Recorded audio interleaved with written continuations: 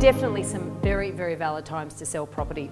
And when you do, choosing an agent is critical to the success of the whole experience. It's just your comfort levels and your stress levels through it, but also the actual outcome, which is getting the best possible price within the reasonable time frame.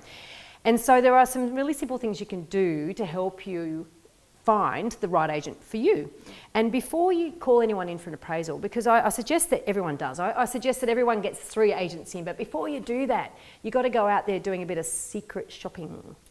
You've got to go out there looking at houses in your area. Pretend to be a buyer. See who calls you back. See who engages with you. See who you might be able to trust. See whose presence you like, who actually works the open house. See who sells a lot, who seems to know their stuff. And so when you scope out those agents before you invite them in your home, you've done a lot of your own research without them knowing that you're a potential vendor. You've Googled them on site themselves. Yes. I like that. I think it's so important to understand too the market that you're going into to make the property look the best that it can.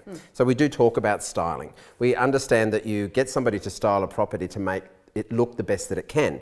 But sometimes this idea of getting an expert in, somebody to pay, it's also because perhaps your furniture that you can live with every day it's great for you, but it doesn't actually highlight the property in its best light.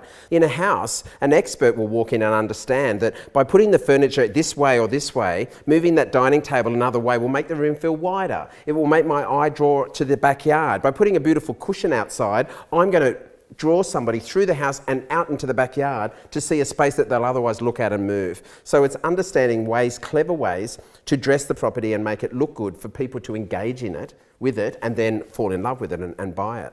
For me, the key with selling the home, obviously from the money point of view, is making sure you have your house in order. And I don't mean your literal house. I mean your documentation, understanding the value of your house, making sure that all the documents, everything that you've possibly done around certificates, anything you may have done from a renovation point of view, all of that sort of stuff needs to have the right certification. You need to understand exactly where you're at with your mortgage payments and your balance on your mortgage. It's really about being prepared. And I think that so that you can negotiate the right price and you can actually turn this exercise into something that is actually going to propel you to where you want to go. The reason why you sold could be to upgrade or to move to another area or a lifestyle choice, and you want to make it the best that it can possibly be.